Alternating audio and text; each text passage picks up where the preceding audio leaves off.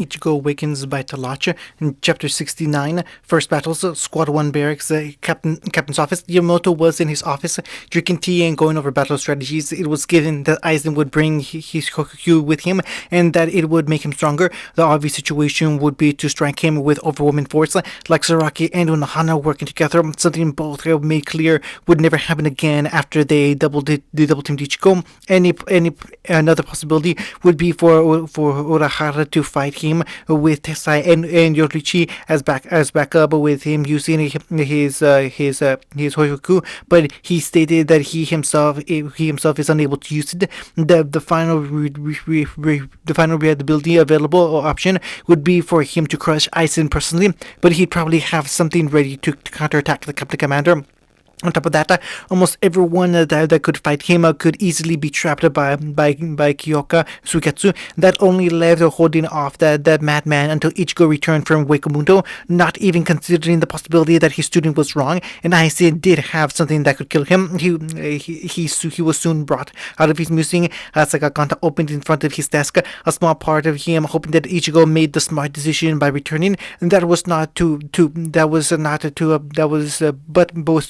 too upset when his student didn't return. Ichigo, you better come back soon, the old dragon grumbled to himself as three cloaked figures appeared before him, two Rankar and one Shinigami. Listen, while you three, you'd best explain yourself before I remove you from here. The Soul Reaper stepped forward almost as if he was unsure of where he was. Captain Commander, sir, the man said as he slowly regained his confidence. Ashido Kano finally reported back in, and after 3 centuries of being MIA in Wakamundo, that struck a chord away with the old commander of being told that the team of Soul Reapers followed a group of retreating hollows through the portal they used. Attempts at rescue were made, but they never really managed to open their own Kakanta, as the Research and Development Institute was not even a thought in anyone's mind yet. Within the first week of entering Wakamundo, my entire team was slain after being swarmed and exhausted. I spent centuries killing as many hollows as I could in an attempt to quell the numbers, only to meet with failure after Aizen took control. This year, I met with two Rankar you see behind me, and we came across the 4th City Ichigo Kurosaki, who ordered me to return to Soul Society. I see, Yamamoto said, processing the information. A Soul Reaper that seemed on friendly terms with a Rankar, and that same Soul Reaper having centuries of survival and combat training under his belt. Surprise additions, but not sure how useful at this point in time. Did Kurosaki have anything else to add? Just that I should resign and become a teacher, and to give you this, Kano said, offering up the letter Ichigo gave him earlier. Kinurusai took the paper, and sure enough, it was Ichigo's handwork. All those calligraphy lessons ensured the man would memorize this particular writing. It said the same thing that Ashido said, and the reasons why he should teach a survivor and hollow combat course, but also that the Rankar Yin and Yang will offer more credibility than Plan 16. If I may ask, sir, what is this Plan 16?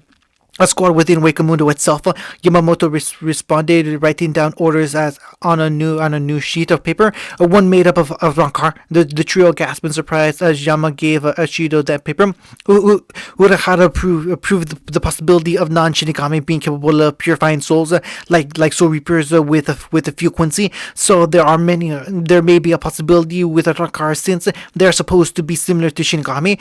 To really test this, however, we need test results. Test subjects, something we've been unable to gather because we needed to focus on the war with Aizen, both Ichigo and Wakamundo, and if Hollows truly respect and obey power, then I imagine we'll have plenty of volunteers for the future squad. Now go, I have more pressing matters to attend to, he ordered, making the trio move as they went to find a guide to the Shinigami Research and Development Institute, where Urahara was now waiting for them. With Ichigo's group, well, I can't say that I'm too surprised, Uryu said as the group came upon a room with 5 separate paths. Just really annoyed. 5 paths and 9 of us, Basby pointed out as the group scanned the doors. If we had one more, that would make this much simpler. We could just form pairs and go on from there. I'll be the one to go alone, Rukia said, already picking out her door. No offense, but I'm still not ready to trust any member of the Vanderlek. She sent a small glare at her supposed allies, who had to concede that she made a smart choice on that. I'm heading forward alone as well. Ichigo declared killing any protest before they began when his Retsu took visible form around him. I'm not stopping or slowing. Understandable. Uryu conceded. Best be, you're with me. The heat shrugged as he went to Uryu's side. So you're alright with the enemy? He asked, almost curious on the other Quincy stance. The moment you turn on us, I'll kill you. The teen responded with no hesitation. That simple. I guess that leaves the four of us ladies and the big guy over there, Bambita said, pointing to Chad, the same Chad that was already at his door and waiting for the signal to go, and he doesn't want to pair up either. That's okay, Orihime said with a smile. We'll be a group of 4. The female stunters joining the martial artist and the exorcist at their path. So which one takes us out if we turn on you? Candice asked, positive that the two didn't stand a chance. Tatsuki cracked her knuckles and gave a scowl that would impress Ichigo. Yes, she said as the team got ready to charge forward, but not before Ichigo gave one last reminder of their goals. Fight to win. They get one chance to live, and if they reject the offer, then they die. He dispelled his Ryatsu as the silent signal that prompted everyone to run forward, ready to face the challenges of Las Noches.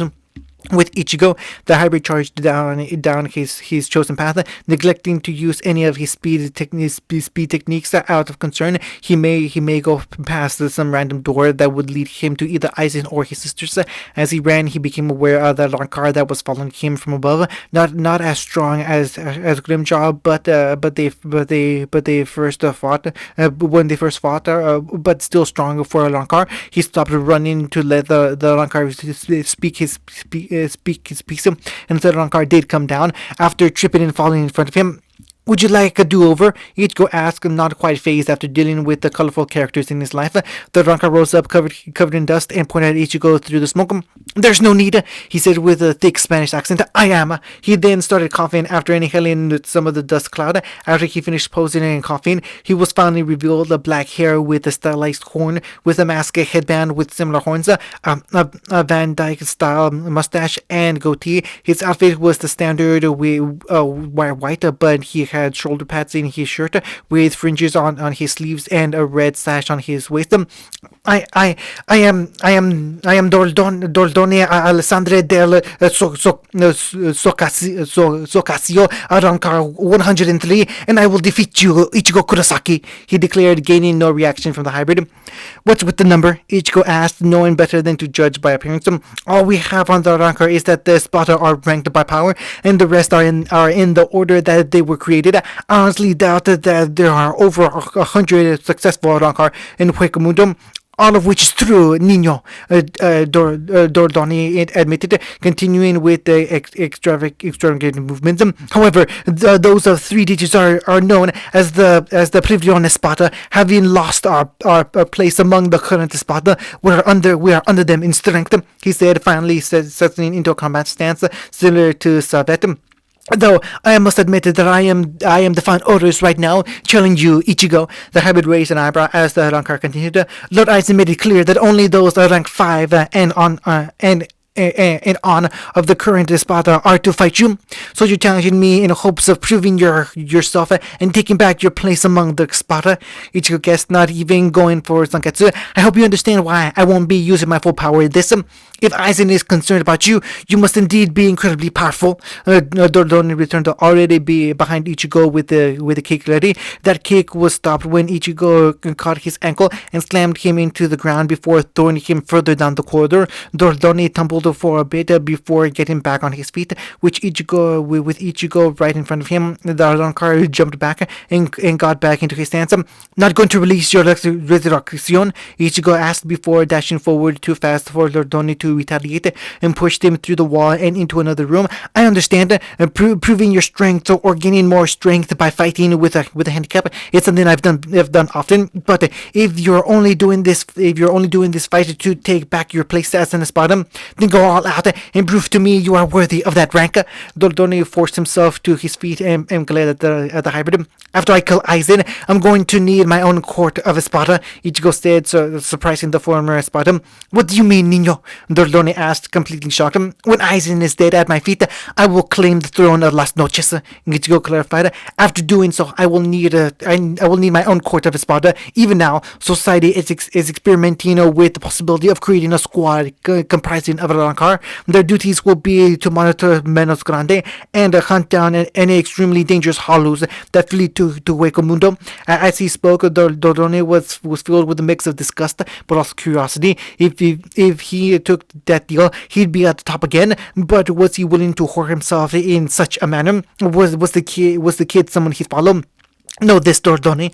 I've been taking this fight seriously from the beginning, Ichigo said, earning a look from the Rancor. Just because you haven't seen me release my Shikai doesn't mean I'm holding back.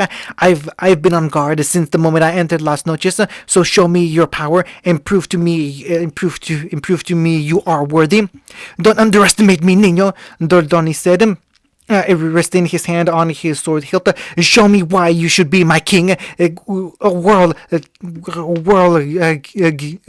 Giralda, he called out, creating a tornado himself before being revealed. He had horns on his shoulders and armed calves that had small exhaust horns that generated his controlled wind. He sent the bird-headed serpents made of wind at the hybrid, only for them to disintegrate as soon as they are close to Ichigo, and a crushing pressure slammed him into the ground. Dordoni struggling to get up, but he could not even get air into his lungs as Ichigo slowly walked up to him. Just as he was about to pass out, the pressure released and he collapsed, gasping for breath. You get the point. I win, Ichigo said, helping Dordoni back up. As the Rancor got to his feet, he threw a knee at Ichigo, which the hybrid caught. If you want to convince me that kindness towards my enemies should be cast aside, I only consider Aizen my enemy here. Ichigo opened a Rokanta. Now do you take my deal or no? Dordoni looked down the empty chasm and then back to Ichigo. He thought back to when he was in Espada, kneeling before Aizen, and thought that somewhere along the line he would eventually be kneeling before Ichigo in much the same way. In Hueco Mundo, the strong reign supreme, and this this king would truly deliver the promise of a new future. I wait your command, Mirei, he said before going through the portal. With his business here done, Ichigo continued his run deeper into Las Noches. With the girls, the quartet were making their way through their chosen path, not talking but watching their surroundings and each other. Tatsuki and Orihime were made aware that they were allies for now, but also of the Quincy army that would eventually come as their enemies. Uryu himself told them that the senators are rebelling against Chuobaka out of their personal interest, and just like the Quincy / Soul Reaper himself, they had to be ready to end them if they became enemies. The senator ladies themselves were also aware of their gaze and were unwilling to do anything that would eventually jeopardize their future survival. They reached the end of the corridor and into a room full columns with a spinning disc coming down at them. They managed to dodge that, but then they were almost crushed by two giant tentacles each. After avoiding those, they all settled on top of a separate column to get a look at their opponents. A girl in a white frilly gothic Lolita outfit with wings, her mask resembling a spiked hairpin in her purple hair, and purple teardrop tattoos on her cheeks. The other was Lupi, already in his resurrection state that seemed roughly patched together. Looks like you were right you were right to slow, Lupi, the female Rancor said, dragging the disc off her weapon to her side. Shut up, you bitch, Lupi growled back, glaring at Tatsuki. There's only one person here I want to kill, so bother yourself with the rest, Siruski. Piss off, you, the now named Sirusi was saying before noticing Candace in front of him. You got dirt on me, you bitch! The thunder growled before unleashing several million volts of electricity into the car, filling the room with unearthly screams of agony. Lupi himself was shocked by the sudden attack on his ally. You should really pay attention to your own fight, he heard Bambita say as balls of reishi sank into his clothes and resurrection limbs. It could be over in a flash, she quipped before a tentacle began popping like firecrackers. His screams of agony almost drowned out Bambita as she continued. Or one could enjoy the fireworks show, she said as another tentacle blew up in a set of large explosions. The Rancor lost his footing and fell to the ground. Another explosion on his back, stopping him from slamming into the ground from the fall and causing more damage. Bambita had to choke down the sadistic pleasure she was deriving from this, despite knowing this was their enemy. She still wanted to be a better person. She decided to finish it with one last explosion that engulfed him and barely left him conscious. I'm done here. What about you, Candy? She asked her fellow Quincy, who was holding a charred and unconscious Tsuruyoshi. I've been done, the thunder said, dropping the explode while Hime and Tatsuki joined them. She's still alive, I think. Candy hates it when her luck is damaged in the slightest. Bambita explained, setting the Rancor next to each other. Orihime covered them in her healing field. Don't bother with Lupi, Orihime, Tatsuki said, doing something that Ichigo and Yoruichi always advised her in battle. Trust her instincts. I've got a bad feeling that he'll just try to stab us in the back. How does that power work anyway? Bambita asked, knowing that they shouldn't kill Lupi after she touched him with her reishi and by extension Yobaku's reishi. It will only make the man stronger in the end. I can reject certain events or factors within the boundaries of the Soten Kishin, Orihime explained. Can you reject my reishi inside my body? Orihime looked at the Quincy and considered it while listening to Shuno and Ayame explain the possibility. I'll try. Orihime closed her eyes as she focused on her task, resulting in Bambita feeling the disconnection of her bombs on him. Any luck? Yeah. Now, do we kill him or leave him? She asked as Tatsuki dropped a flaming axe kick that created a towering geyser of flame. It apparently woke Lupi with the hellish screams. If the hellish screams were any indication, as his body was quickly burned away in ash. Moments before Tsuruki herself woke up. What's going on? She asked, slowly getting more startled and pissed. What's happening? She sat up and was met with a blade to her face. Here's the abridged version, Bambi said, keeping the blade point at the Rancor neck. We spared you to give you this one-time offer. Join us or die. Ichigo will become the future king of Wakamudo, and he'll need a new court of its spot.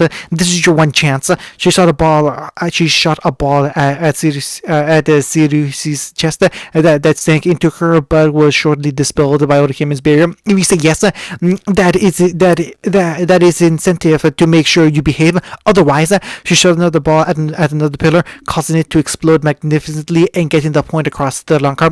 Well, Sirius glared at her captors and not seeing a way out. Fine, I'll join. She growled out reluctantly as Orihime continued to hear the Rancor. Candice, noticing that Tatsuki was away from the group, she went to Tumpo's side and saw the puddle of sig that Tatsuki made just as she released another stream of vomit. Don't ever let it get easy. Don't ever let it get easy. Candice said, patting the martial arts back. When that happens, you stop being a person. You don't recognize the thing you see in the mirror. It's something else, something you'll never forget yourself for being. Tatsuki let out a few final coughs as her stomach settled. I'll keep that in mind.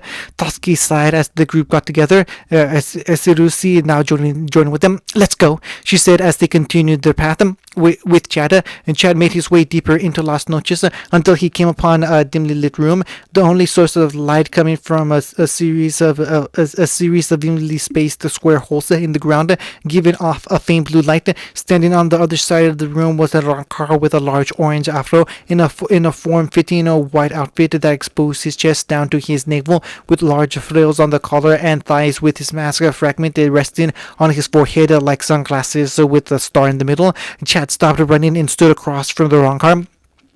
Yasutora Sato, fourth seed of Squad 15. The Fullbringer stayed to the long car. He nodded and got into a fighting stance with Chad soon. With Chad soon doing as well.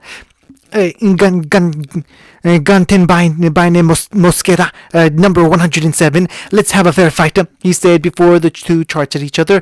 Ganten Bine with Sonido and Chad with Bringer Light and began examining blows, exchanging blows. Each side trying to gain the upper hand in the bout of fisticuffs. At the moment, it was pure martial arts and continuing with that until they jumped away from each other. The Rankar brought out his punch dagger that were attached to his wristbands. With Chad activating his Fullbringer, they charged at each other once more and threw the first serious punch, resulting in Chad's energy blast blowing the Rankar through the wall and into the next room. He readied his shield arm and entered the next room. Tell me something, he said as he entered the room to find a Guntenbein in an armadillo-like shell that covered his arm, and he was charging an attack.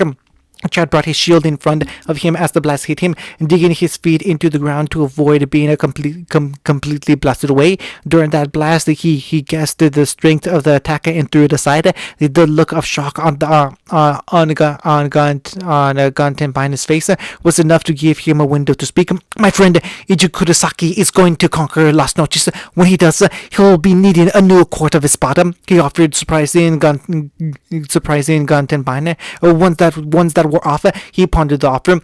On one condition, Yasutora Sato, the Rankar said, making his decision. I will fire my strongest attack at you. If you manage to block it, then I'll side with you. I'm not without honor, and I only want to fight on the same level as my opponents. And I feel you've been holding back. I'll take that bet, but I must correct you. And Chad said, bracing himself for the attack.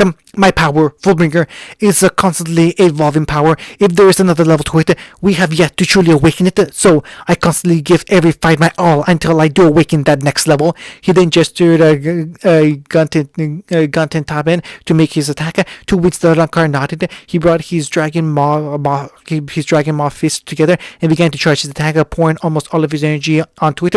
Rugi del Dragon. Dragon, he roared before firing, the energy taking the form of a Chinese dragon. The energy slammed into Chad, pushing him back by an inch as he readied his left arm. Once his left arm was charged, he reached out and grabbed onto the blast before crushing it in his hand. Gantenbein was gasping for breath. Chad stood strong as he walked over to the Rankar. My loyalty to the next king of Wakamundo, he said as he knelt before the man. Chad held his own hand out for the Rankar, who took it and stood back up on shaky feet. Sato then stopped, sensing someone coming from behind, before blowing a hole through the wall and dashing through it with Gantenbein struggling to follow. This guy is much stronger, he thought, referring to the Rankar that was currently following him. With Rukia activated her Shikai as soon as the group separated, choosing to be proactive rather than reactive in the case that she came across an enemy. Soon she found herself in what appeared to be outside of the giant fortress, with the sunlight, a bright sky, with clouds in a spanning town beneath her. Did Aizen create his own sky within Las Noches? Rukia wondered, going the only direction left to her, forming forward on the narrow walkway. She heard someone appear behind her and speak in a high-pitched, childlike voice. Would you like me to explain it to you? She turned her head to nothing before continuing down her path, where a figure in white appeared. Come with me, it said in a dark, heavy tone, completely unlike the earlier voice. Preparing herself for a battle, Rukia followed the being into the building that her path led her towards. Once inside, she was trapped in darkness before a dim lighting came up to offer some visual in the room. A greenish blue was the predominant color within the walls, being cylinders stacked side to side. Good, I can finally relax now. She heard him speak, turning to finally see the figure for herself standing on the level above her. Sorry, but I simply cannot stand the sunlight out there. It does not reach inside the palace.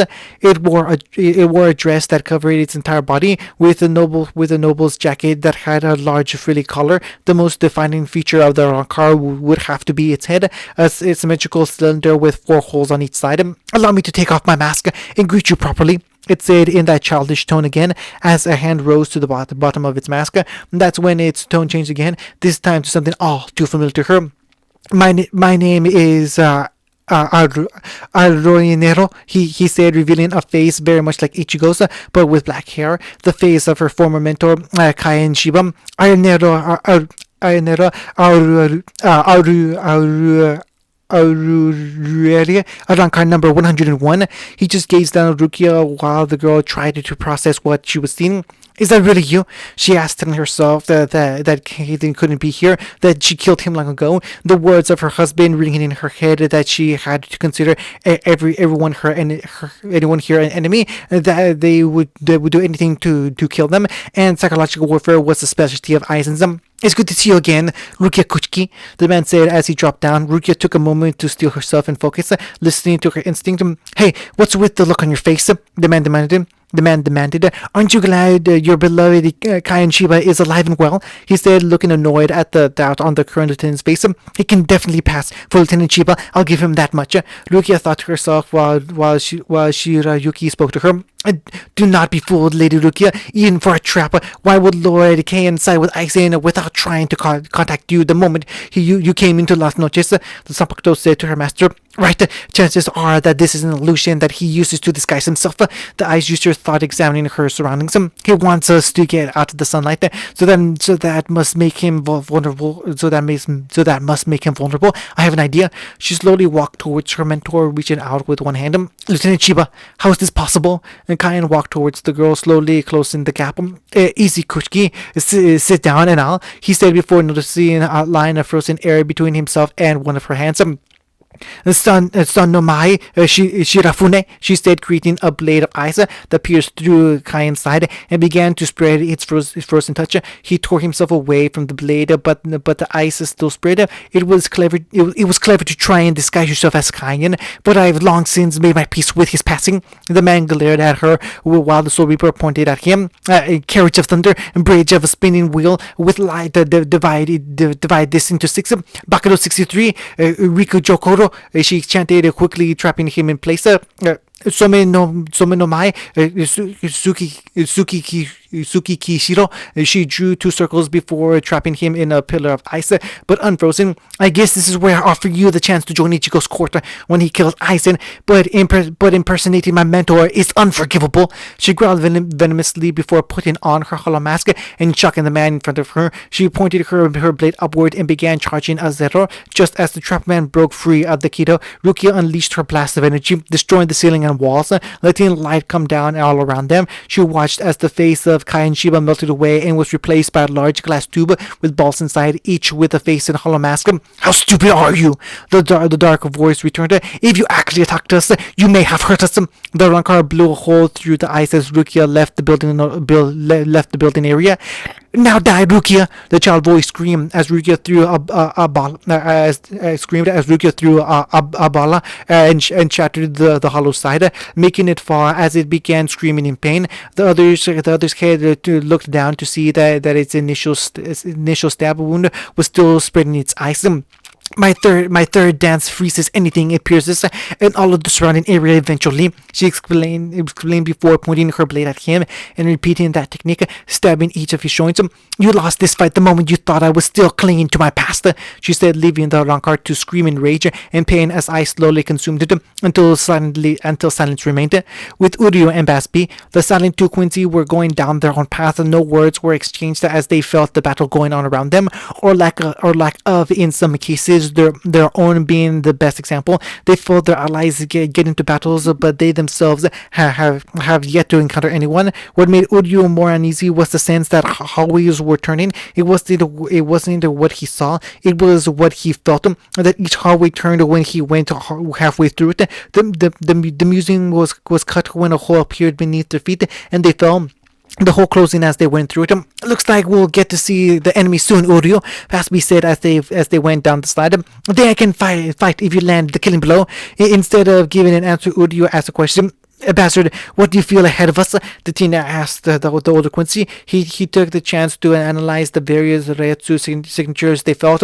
one one that really stands out among a group of weaklings. Why? The he responded as they reached the end of the slide.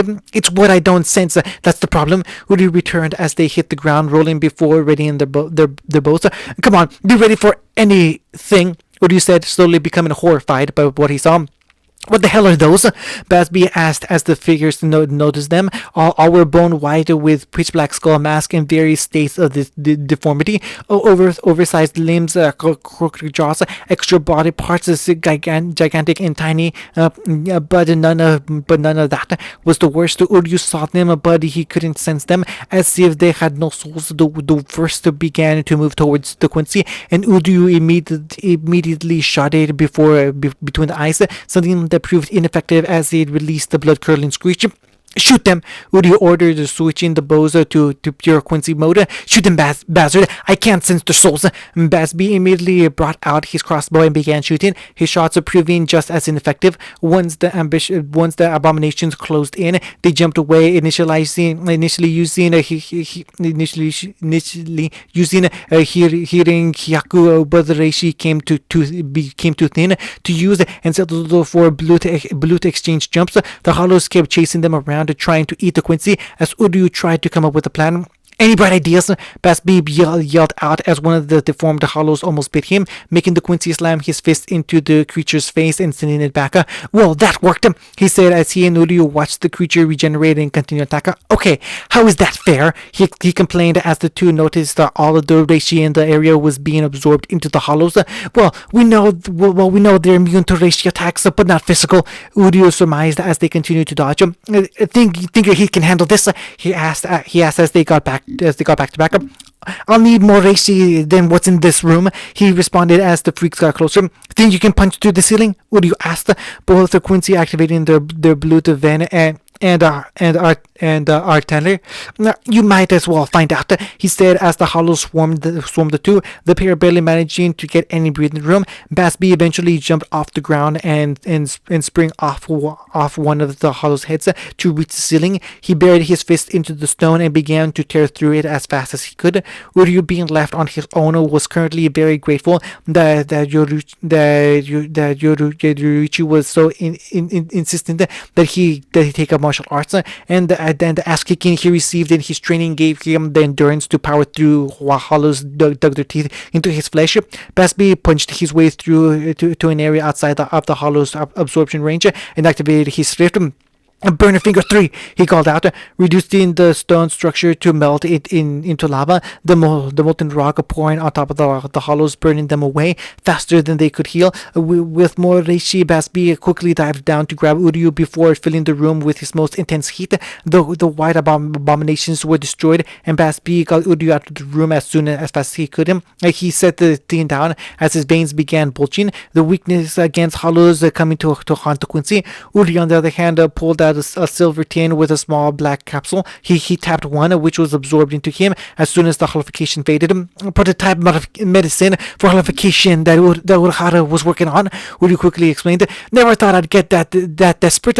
And most fascinating, they heard someone say they turned to see a man in glasses with pink hair, dressed like a scientist, walking towards them. Sorry, I couldn't entertain you personally, but I wanted to study you and the other Quincy's abilities. Nice to see my suspicions were correct on how to counter your kind enough. Who are you, and what were those things? Uryu growled, pushing himself back to his feet as Basby got ready for another fight. The Rancor bowed in an over-the-top gesture. I am the ninth spotter. Zialaporo Grants, he answered before looking them in the eye. And what you were fighting were Lord Aizen's failures. Bowser asked, wondered how much pains were only failures. Yes, Ichigo Kurosaki does warrant a good amount of concern. The spotter continued. Enough that Lord Aizen would like to have something ready to kill him. That left a bad feeling in the Quincy as Yelaporo gave heavy hints that there was a successful monster ready to devour Ichigo. I feel alright with telling you this, since you won't be leaving here alive. They all dropped into another room with Rancor unsheathing his blade. I have all the data I need to kill you. Illustrated Guide to Soul Reapers. Chad's greatest obstacle. This is bad. I know. I don't know if I can win this. The Chad thought while looking at his opponent, Guntin Banim. How can I beat him? He's got an afro. End of chapter 69.